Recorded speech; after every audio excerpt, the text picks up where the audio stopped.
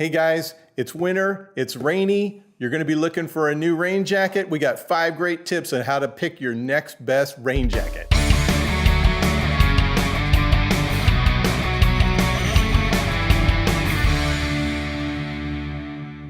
Hey guys, Philip Long here with Sawback Gear. So it is winter time, it is a little rainy outside, and you're gonna be looking for a new rain jacket. So I wanted to give you 5 good tips for what to look for in your next rain jacket. Number 1, the first thing you need to look at is how is it constructed? There are 2 basic different types. There's one known as laminate and one known as a coating, okay? Both can be effective, but let's take a look at basically what laminate means is that you've got multiple layers of fabric clapped together, or welded together, if you will.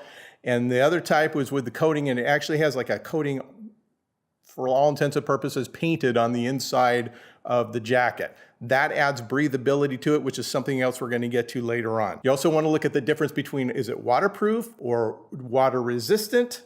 Is it windproof or is it wind resistant? And finally, you need to look at breathability. So those are the things under construction that you want to pay attention to, because everybody's needs are a little bit different. So you're going to be trying to focus on those things that you're going to really need. If you're in a really wet environment, waterproof is the way to go. If you're going to be going somewhere that's going to be maybe just a little drizzle, you might want to think about a water resistant jacket because they tend to be more breathable and lighter weight. Number 2, layers. How is it constructed? We go back to number 1 on this, and it's kind of the same thing, but let's talk about that in a little bit more depth. For all intents and purposes today, we're only going to be talking about what's known as a 2.5 jacket or a 3-layer jacket. 2.5 basically is a waterproof jacket, but instead of having a 3rd breathable layer on the interior, it's got a coating painted on the inside, if you will. I hate to use the word paint, but I can't think of another word that's going to work better.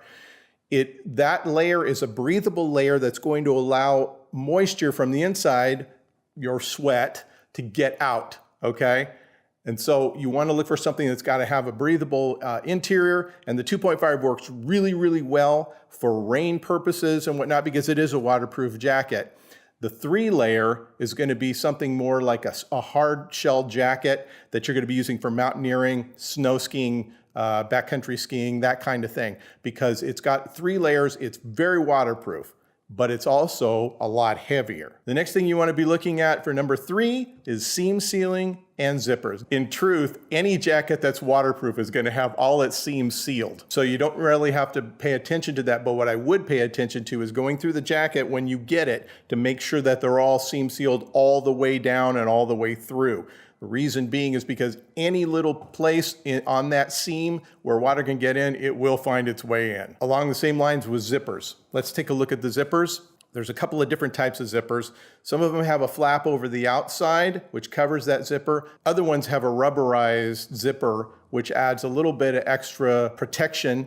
But along with that, they're harder to zip.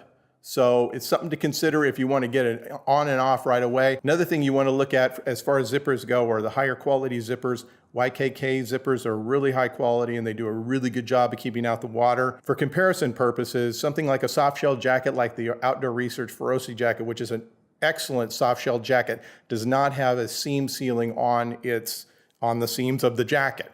And the reason is it brings it down to be a lighter weight, and it also isn't really required because it's a water resistant jacket. But don't make the mistake that this is going to allow a lot of water in. It's generally a pretty safe jacket for keeping the water out. Number 4, vents. One of the things you need to consider is with a rain jacket, there's a good chance you're going to be sweating, just like normal. You want to make sure you can get that out of your jacket. Now, the breathable membranes inside the jacket do a great job of getting that out, but it really, really helps to have what are known as pit zips. These zips run underneath your arm and come down a little bit. It allows for breathability, it allows you the air to get in and out to help you stay a little bit drier, but also a little bit cooler because it can help regulate your temperature too when you're hiking, which is important. Last one, number 5, hood design. One of the things about the hoods that I really like on the better jackets is that they've got a wider brim at the top. It's going to allow less water into your facial area because obviously that's going to be exposed. So you want to make sure that you've got something hanging out over your eyes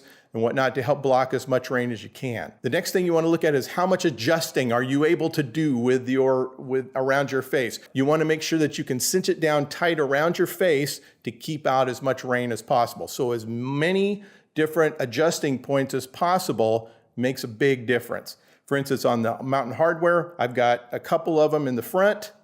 On the Mammut, I've got a couple in the front and one in the back. And with the Arc'teryx hardshell jacket, not only do you have 2 on the side, but you've got 2 in the back. Allows you to cinch it down close to your face to keep out the rain. Also, too, if you're going to be doing any outdoor sports that are going to require a helmet like rock climbing or mountaineering, one of the things you want to make sure that you look for is a hood that's going to allow you to put that over the top of your helmet. So another consideration to make when thinking about the hood, that little tab in the back that adjusts around your helmet, once you take your helmet off, it allows you to continue to pull it down and reduce the volume of your hood so that it stays tight around your face, keeps the rain out. Last thing I want to bring up too, this is a bonus tip by the way, does it have pockets? Man, I tell you, when you're out and about and you want to stow something really quick, it's helped to have pockets. Some of the jackets come with higher pockets. The reason for that is so that when you have a backpack on, you can still get your hands inside those pockets.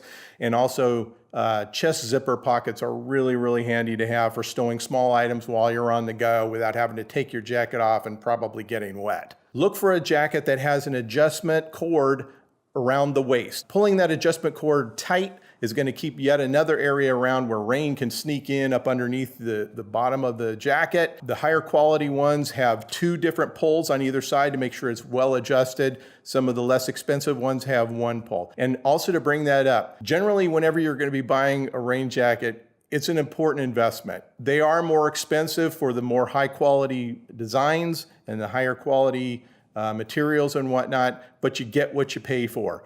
And if you're out in the elements and it's raining and it's cold and it's nasty, you want to make sure that you've got something that's going to protect you. So that's going to do it for us today, guys. I hope you got a lot of information about rain jackets today. If you like what you heard, don't forget to subscribe, hit the like button, and share it with everybody. Also follow us on Facebook and Instagram. We look forward to seeing you outside.